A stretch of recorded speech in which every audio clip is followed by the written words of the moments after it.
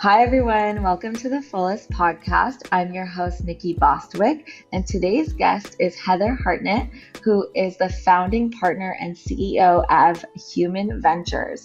Heather has created one of New York's premier startup studios and early stage venture funds. Since launching under Heather's leadership, Human Ventures has invested in and co-built more than 50 companies with key investments, including Reserve, which has been acquired, Current, TheSkimm, Tiny Organics, and Tia Health, who I've had the pleasure of speaking with on a previous podcast.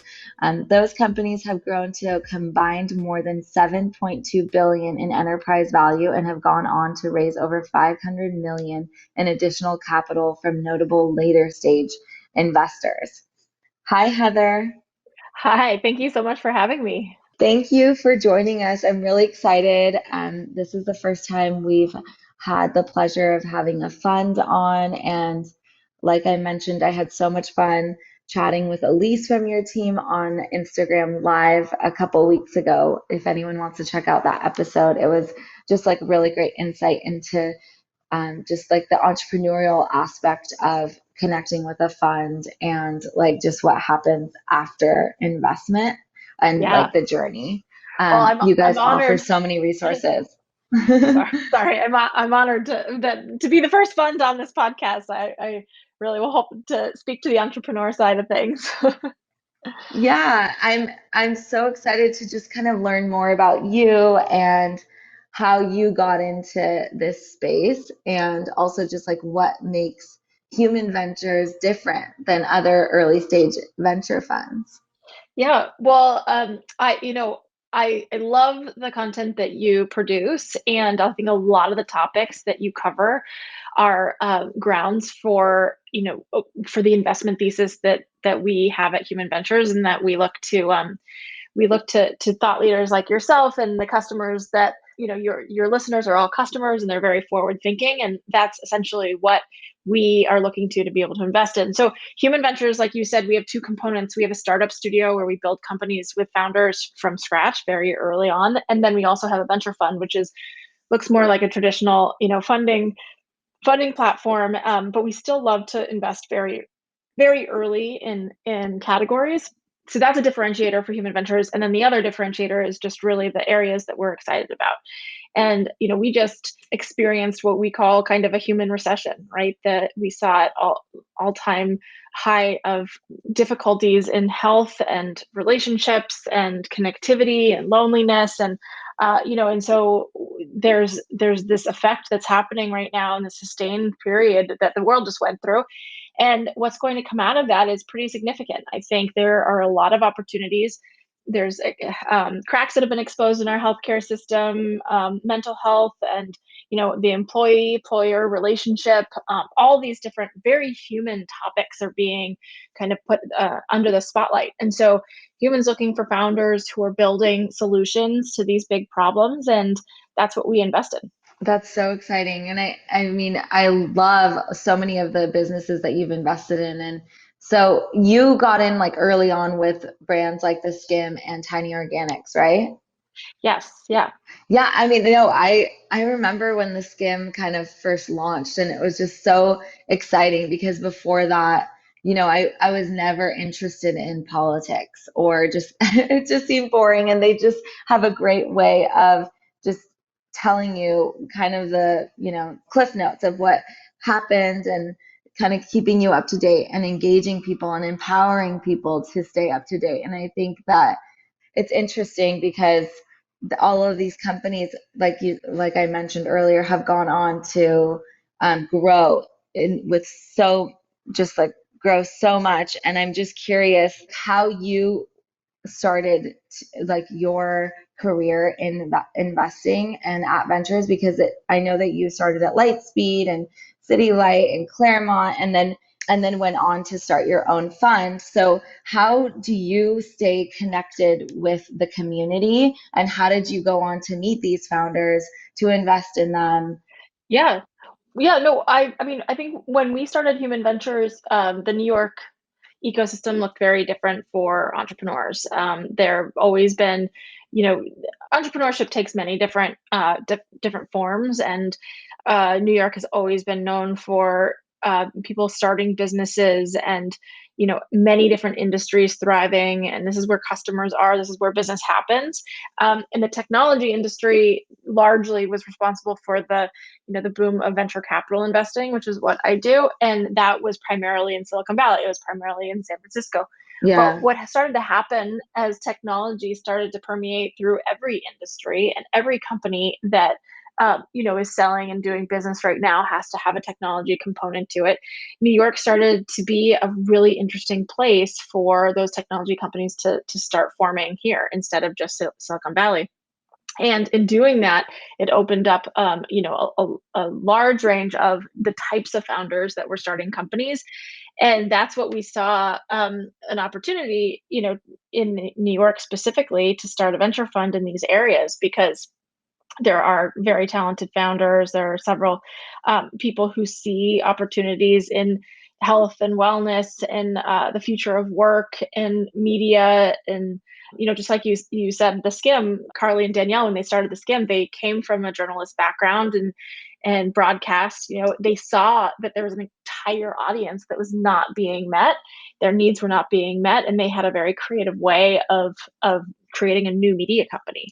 And those types of insights come from founders, in New York. And so we started building here with those founders and investing in those companies. And fast forward almost 6 years later, and New York is now the fastest growing ecosystem for company building in the US. And so I think it's an exciting time for all different types of founders in all different areas. And some of the more nascent areas of funding right now we're seeing have to affect the customer that is has been underserved for a long time. So an example of that, what you said, tiny organics, the conscious consumer, the mom who wants organic food for their babies. I want to say parents, they're both parents, but primarily it's the mom still making that decision of what the babies are eating. And they want trusted sources. So, Tiny Organics has a really unique way of referring the customers refer the food to each other, like the moms, very strong mom network. And that's where you get the most trust, right? So you're really building a brand around a community. And when you have that trust, then you're able to continue to build that business. And so that, I think, really was born out of it has a lot of properties of New York. Yeah, I love Tiny Organics and my son loves it. Every time we go to the store, he's like, get me one of those, please. I didn't know that about them and how it's like their community gives them feedback on, flavors and stuff. I think that's great. Speaking of Tiny Organics, I want to talk about just the wellness industry as a whole. Obviously, you've, invested in that space a lot. So I'm curious what, where you see it standing and if it's like a saturated market now, has it reached its peak? What trends you're seeing across the board? I think we're only getting started. I mean, people say, "Oh, wellness, if it's saturated." I'm like, "Well, we're not well," And Yeah, I was reading exactly. a bit about your upbringing and your understanding of the medicinal properties of saffron, for example, and all of these integrative kind of things that have been known for humankind for thousands of years. And our society has really gone backwards a little bit in terms of nutrition over the last 50 years. And so people, I think, are now starting to realize that there are ways of being healthy. Our healthcare is really sick care. You go to healthcare when you already have gone past the point, of your ailment. And so how are we thinking much more about prevention? How are we thinking about wellness in general in terms of, you know, just before things arise? And then also just having a much deeper understanding of what those things are that affect us. Nutrition, food is medicine, and also regular checkups, more verticalized healthcare, specifically for both populations, different populations, and also for different ailments. And I think technology has helped accelerate that. Yeah, I love that. I completely agree with you. It's not that I mean, it's that our people just need to be more educated and empowered to take care of themselves through prevention and learning these different modalities. And like you said, checking doing the regular checkups and using products that are more sustainable and better for the environment and in turn for themselves. And so Mhm. I'm curious what trends you're seeing and what specifically Human Ventures is focusing on, because it sounds like technology, obviously, like you said, has seeped its way into every business, and you do need to have that tech platform. Like, but for example, I mean, we have our wellness content and stuff like that, but we're growing our consumer products at the fullest, right? But we Mhm. have this way Mhm. to connect with our audience. I'm curious where what you're moving away from and what you're focusing on, because I've spoken to a lot of different funds, some that are in focusing on wellness, and a lot of them are just saying, we're specifically focusing on tech, right? So Tia is a perfect example of its health, but it's mainly tech as well. Or I would Yes. say that they can grow in that way a lot, and they have they're probably are right now. I don't know, obviously, but yeah. So I'm curious specifically for Human Ventures, especially since you're an early stage fund, right? I think, and I don't know how that works. Are you guys coming in early stage and then continuing to invest further in different rounds, or do you just stay in the beginning? We invest early, and then we traditionally will continue to invest as the company grows, and we want to continue to maintain, our partnership with that company. Yeah. So you address a couple of different things here. I think it's really important because there's so many founders and entrepreneurs now. It's easier than ever to start a company, and there are more perspectives than ever to start that company. And I always encourage founders to do their passion and start their company, but it's harder than ever to win, right? Because now there's so many more products that are coming to market. It's hard to get shelf space. It's hard to get distribution. So you really have to the bar has risen for how your company can get discovered, and also for how it can get funded. But it's also a most exciting time right now where it's accessible to start businesses in all these different categories. So you're seeing a lot of innovation. So I'll address the products side versus the tech side.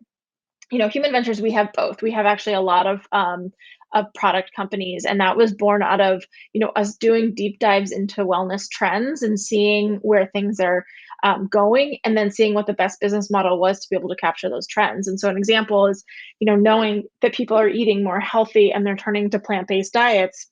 We wanted to really think about what was something in kind of the rebranding of being vegan. You don't have to be vegan in order to eat healthy and and have that type of a lifestyle. We ended up partnering with these incredible founders, Isabel and Alexandra. They have a company called Loopy, and they're an alternative based protein company.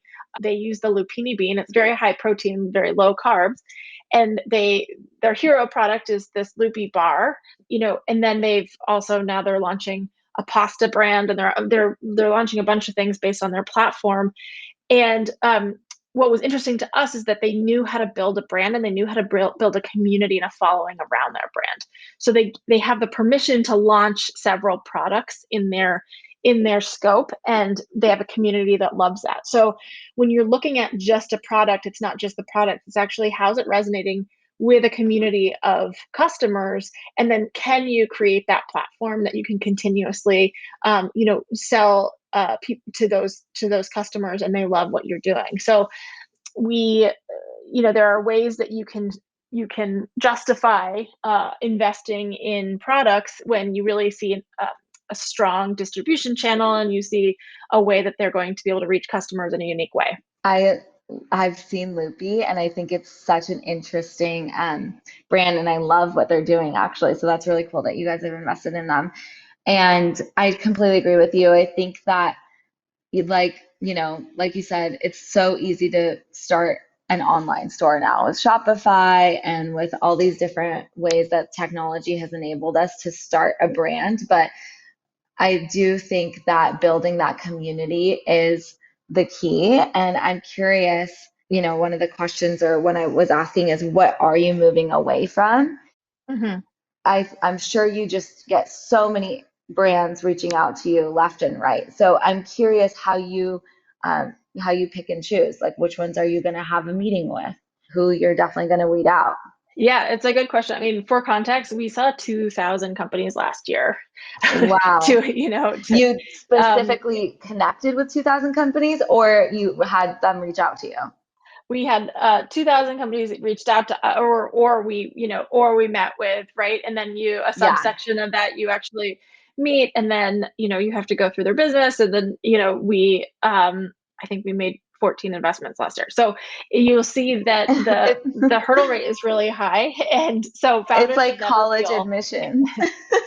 yeah, yeah, it is, but it's also, really inspiring to see how many companies are popping up in these different areas. And then, I think that's one thing that investors can offer founders too, is just a perspective. But when you don't invest, if you have a really thoughtful investor, they should be giving them a perspective. Well, this is how you can be thinking about things, and this is why we're not investing, or it's not right for us. But it doesn't mean that it's not an investable opportunity. It doesn't mean that, it's never a signal that you shouldn't be doing this as you're, but it's kind of a numbers game, right? There are just so many companies out there. Things that we're moving away from. We are not metaverse investors. We're not thinking about the Yeah. digital side of things as much in that capacity, or where the virtual world is going. We think that there's a lot of potential and value to be created in the real world right now. Did And you see you that know, Salesforce commercial on the Super Bowl? I don't know if you saw yeah, yeah, I did see it. Yes, it's yes, like exactly that. Okay, yeah. yeah. It is, and it's just, even if you're in the metaverse, like, you have to be healthy. The health is everything. Health is definitely the new wealth, and so we are very excited about specifically areas in women's healthcare. Right, that's something that gets me going. So, I have many partners. We invest across many different things, but the areas that I'm really interested in are health and wellness, spanning women's health, mental health. Menopause, all these areas, and then also what we're calling worker well-being, which is, how does the employer think about this too? Because I think that will be the way that a lot of people get access to some of these necessary healthcare elements, right? So fertility benefits, and parental benefits, and bereavement benefits. That a lot of that will be picked up by the employer, I think, and the insurance companies. So those are areas that we're really looking at investing in right now. As you may or may not know, we've been sharing the benefits of saffron with our community for a little while now. Growing up in a Persian family, I'd been aware of the benefits of saffron because of its prevalence in my mother's cooking. But as we began on the journey to create our own line of saffron-based products, I began to learn the powerful science behind the plant. Saffron has been used by many cultures for thousands of years, and now the research is backing it up, proving that just 30 milligrams of saffron per day is a natural source for enhanced emotional and physical well-being. At The Fullest, we believe that incorporating ancient wisdom into our modern lives is one of the most powerful and accessible paths to healing. We also believe that everyone's journey is unique. So for our latest launch, we've created a line of saffron products in a variety of formats to help you curate saffron in your personal daily routine. Warm Feelings is our saffron latte powder and comes in individual sachets and in larger sustainable glass jars. Made with just certified high-grade saffron, organic coconut powder, and cardamom, it's the perfect coffee alternative and feel-good start to your day. If you prefer to pop a pill, Kinder Thoughts is our 30-day supply of saffron capsules and a super simple way to support your body and mood with the power of saffron. And if you're looking to strengthen your immune system, try our Mindful Immunity Syrup. This healing blend uses saffron to reduce inflammation, but also harnesses the power of an ancient Middle Eastern berry called barberries to fight infection, along with sea buckthorn and elderberries, all in a base of manuka honey to aid in antibacterial healing. It's a true immunity powerhouse. Honestly, at the moment, I'm using each of these products on a daily basis depending on my needs. And to help you begin your own saffron journey, we're offering a discount of 15% off just for our podcast listeners with code TheFullestPodcast at checkout. I hope you enjoy your new daily saffron ritual. And the other thing I was going to say, just like it's easy to start an online shop now. I mean, not easy, but obviously just more accessible for people. The other thing I've noticed is so many of these bigger brands, like these, department stores like Saks or different big online brands or brands that have had stores and are now moving strictly online. I mean, I've noticed that. I was just talking to someone that apparently like Anthropologie and all these, brands that you would typically in the past have gone into their stores are focusing obviously more online. And so with that, they're expanding drop ship. And so it's easier to get onto the and get shelf space in a way because it's less investment for them. It's great for small brands as well, but I'm curious with that happening, what are funds in specifically interested in? I mean, you've kind of answered this multiple times, but what are funds most interested in when it comes to seeding the money? If a brand is already has that shelf space in these stores, and I think it's becoming harder and harder to be seen when there's so many products, right? Yeah. Yeah. I think a couple of different things I'll answer to that. There are different funds who focus on different strategies. And so some funds, and it's really important as a founder before you go out for investment to know what the fund size is, what their stage appetite is. Do they do investments in consumer products, or is it just technology? Is it a brand focused fund? All of these questions before even diving in, I think are really important to understand because everybody has different strategies. I think the way to think about it in terms of if you have a product and you have good numbers, you know how much it costs to acquire a customer, you know how much, the average order value is going to be for that customer, if they're a repeat buyer, you have a really good handle on your economics, then you can say, well, if I raise money to put X amount of money into this, I know what's going to result on the other side of it, right? What's going to come out of it. And so that's just an investment mindset where you're saying, okay, I think I can increase my revenue if I increase my marketing spend, and I know my unit economics work at that level. So that's where you say, okay, I'm going to actually find the investors who understand that and then show them my numbers and see if that's what it's compelling to them. Where you get, these big funds investing in these big companies that have, the reason why you say technology is because that's a lever, right? You can invest in technology and increase your scale without increasing your cost at a much higher margin. So that's where, the technology really starts to amplify scale. And that's where some of the big investment firms that you hear about investing in these big mega rounds, that's what they're looking for. And speaking of going away from, I mean, technology is obviously part of it, but what do you think about when a company comes and wants to open stores now in today's market? Because so many people are closing stores. And I know it's different when it's a service, right? Like Tia, you come in and you have a service. But is it more compelling now to take that all online? Like Parsley Health, for example, I've spoken to Robin before multiple times, and luckily had been focusing on their online platform and helping people beyond just their stores for a while. And luckily, they launched basically when COVID hit, and it was amazing for their company.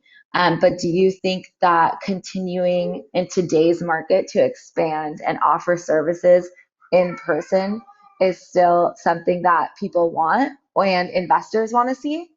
It just definitely depends on the size of the business and what life cycle they're in, and what the cost of capital is. So it's very cost intensive, high to open up physical locations. But if you can do it in a cost effective way and you're understanding more about your customer, then it can be really helpful. So an example, we have an investment in a company called TBD Health, and they are an at home STD screening test. And that's STDs are the number one preventable cause of infertility. They disproportionately affect women. There's all types of health repercussions if that goes untreated or undiagnosed. Like if I had my way, every single person would have access to STD testing, just in perpetuity for free. Like I think it's so important for women's health. and in general. But now they did a pop-up, and they've been able to have people come in person, and they see what their customer needs. They see what other tests they might be able to sell in addition. They can give care afterwards. What happens if you get when you get a positive? So then there's a care model after. So what I've really enjoyed seeing this in-person model is their customer data, right? They see what then they can expand digitally and online, and what people can do at home versus in a pop-up location. On the flip side, like, I think that there are some companies like Electra Health, for example, is a community for women who are aging. They're all online. They've really exploded during COVID to be able to have these peer-based communities, really listening to what their customers need, and then being able to deliver products that way. And so, you see both thriving, and they're different times that you need to have, I think, in person and over technology. Yeah, that makes sense. But early on though, because like you said, it's so capital intensive, it makes, it would make more sense if you're looking for funding. Would it make more sense to, if you were going to a fund, to focus on not in person? I mean, even pop-ups, right? I mean, you have the labor that you need to manage, the rent, even just like building out the space for a short period of time, not long term. It's really, like you said, capital intensive. So yeah, you have to make sure that it makes sense financially.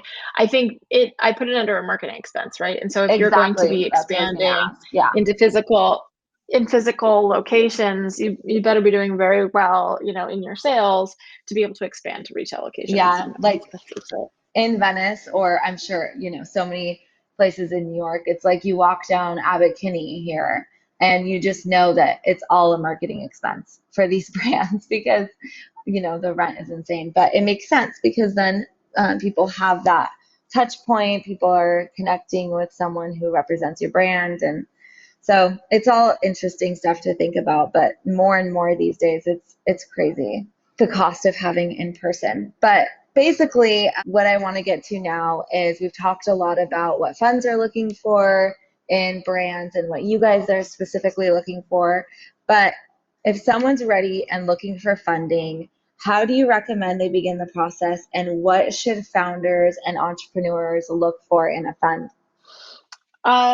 Great question. So if your business is working, you have an insight. There's different stages of funding, right? So traditionally, you'll have that core group of people who believe in what you're doing, and if you need to raise outside capital, you'll start gathering from what people call friends and family, or angel investors who care about the space that you're in and who understand why you have a certain edge to be able to build in that space over, all the other hundreds or thousands of people who are building companies in a similar space. Because there's nothing new under the sun, right? There's always there. But I do think that they're natural edges that you do see, or you have, a community that you've built, and you have a content company or a podcast, or you can reach all these customers, so you have something that actually does stand out there. And so then you start looking for angel investment in that way, and there are so many now resources to be able to think through what type of financing instruments work the best for that. Then once you have strong traction and you start to look at your numbers, there are some benchmarks that now the industry is looking at, that if you're in product, if you have a product, how many, what's your revenue look like, and what's your cost of goods, and what are your unit economics, and how is the business working. And when you get to a certain scale, then there are investors that you'll go to and say, you know now I'm looking for a seed round of funding. And there are other ways too. We had Loopy did an incredible job on a crowdfunding platform. They wanted some of their ambassadors to be able to own part of their company. So they raised significant amount of capital on republic.com. And that was less for funding and more for making sure that they have the buy-in from all the people who love their brand, and those people could actually own a piece of the company. So when they do really well, you're really invested in the company that you're touting. So there are all different ways. There's also I Fund Women, which is a great platform to be able to raise money if you don't need to do venture financing, but you want to bring money in. And then there are just now no shortage of funds. that are excited about these different areas of health and wellness, of clean beauty, you know. But I would say just make sure that you have a very strong idea of what your edge is and why you're different than the competition, and why your company is going to grow, year over year in the same growth. And would you say that typically, though, if someone, because we have a lot of women who are listening in, maybe moms that are listening in that might have an idea, but typically when you go for VC money, you kind of need something to show, right? Or do you guys ever invest in just an idea? We definitely invest in an idea, but usually it's also, we've known that founder for a long time, and they've had a track record in building in companies before, or building in a venture-backed company before. And that's generally what you'll find. It's hard to get venture investing for a first-time founder in an unproven space, in the beginning, and that's just because you have to have something to go off of, right? When there's no company yet, you have to have something that you're making that logical leap that person's going to be able to build a huge business. Yeah, totally.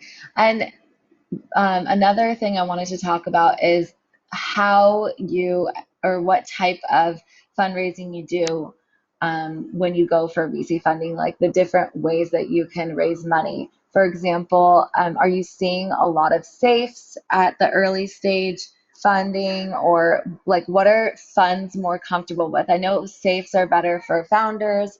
What do you guys like? Yeah, I think a founder has to really do their research as to the size of the fund, and the size of the fund will dictate what the fund strategy is a lot of times. Or you'll ask a question from an investor to, like, do you lead a deal? That means that they are the ones who are going to set the terms for the founders. Some funds lead, some funds do not lead.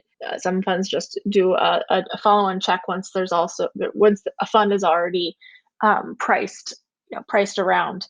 Whether or not to use a safe, and a safe is just another way of bringing in financing. It's actually a way that you don't have to value your company yet, because you don't know what the value is yet, and it's basically a promissory note to be able to convert at equity at a different time.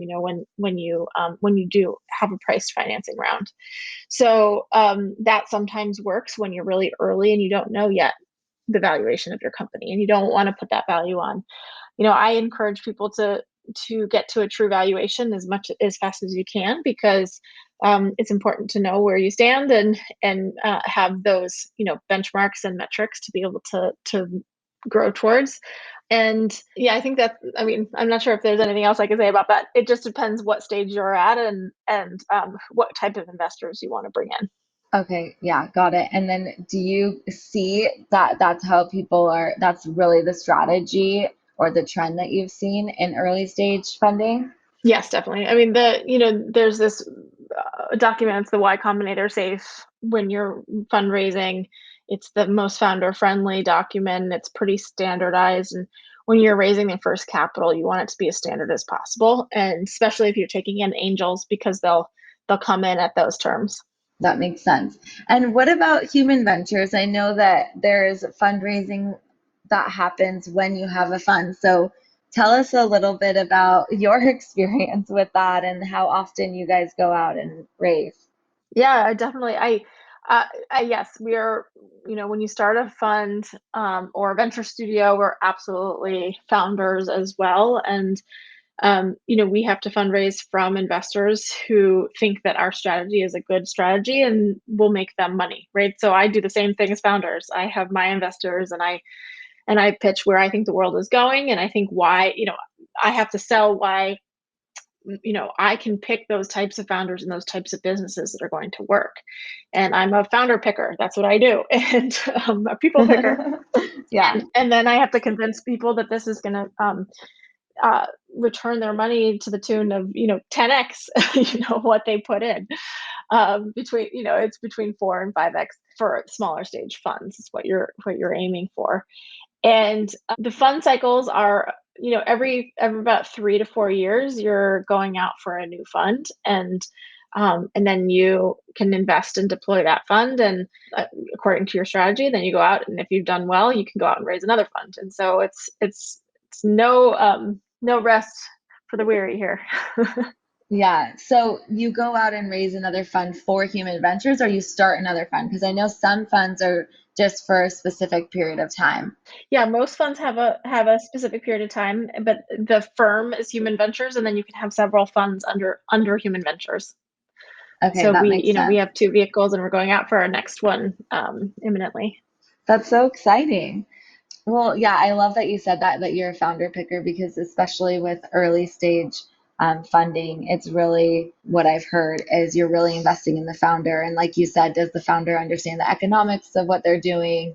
Are they showing the traits that it needs in order to grow and be consistent and stick to those benchmarks as best as they can? And I think that it's definitely, like you said, something that you're in it for the long haul. It's not an overnight thing, but Yeah, and I'll comment on our mutual friend Carolyn Whitty. When she first started Tia, and it was really a technology platform, and it was a chat platform to be able to have young women, text about issues that they might not want to ask their mom, right? Tia's aunt, right? So it was such a compelling kind of premise, and she was an incredible product mind that we were looking at that time.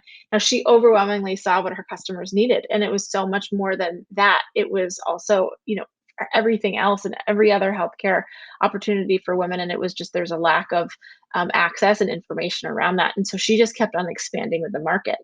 And now you look at the market for women's healthcare, the holistic, from your first menstrual cycle all the way to menopause and beyond, and that how big that opportunity actually is. And so that's an example of, you can bet on the founder. You think that they're somebody who's really smart in that space, and they have insight and they can act on that insight, but you also know it's a massive room for opportunity for that thing to grow if that founder can capture that opportunity. And so you're assessing at those earliest stages, can that founder understand how big the potential is, and can they continue to capitalize on that opportunity as they grow.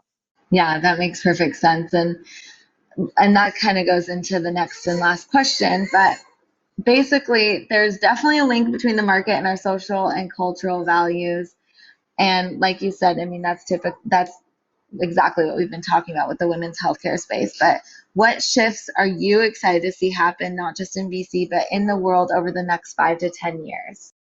Oh gosh, I'm so optimistic about where the world is heading. People think it's really dire, but I think that things are only getting more conscious. And so, things things that we've seen in the mental health space, where it used to be completely taboo to think about getting therapy, and now it's becoming completely mainstream. Not even, a nice to have, but a need to have. And a Gen Z coming in, with their ideals and with their kind of insistence on transparency and very value driven generation. I think we're seeing companies be held accountable for social issues, for environmental issues, and also to take care of their people, right? So I'm very bullish and excited about macro trends of what we call the human needs economy, and how integrating, the kind of the death of the connection that's just happened, accelerated by COVID. But over the last 10 years, we've really seen technology strip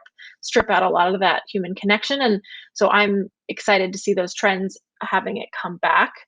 I'm very excited, as I think we've touched many times on women's healthcare. I think it's just the beginning stages of people understanding. Like, the stats are staggering, that still, the high percentage of pregnancies that end in miscarriage, and it's not talked about. And how can we help with the care after, what the postpartum care is. Infertility rates are really high, and it's not just because of women, it's also because of men. So there's just, every stat that comes out, you see that there's an entire company potential to help address that problem. And I think it can only get better from here.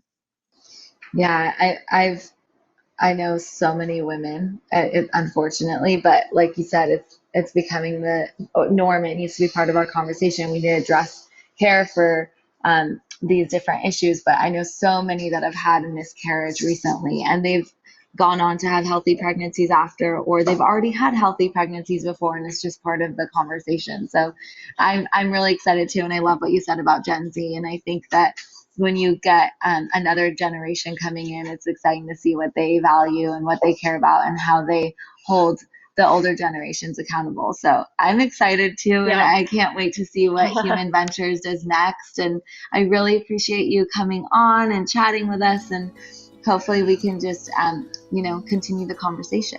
Thank you so much for having me. Really appreciate it, and love your mission and what you stand for. I hope to be able to do some collaborations.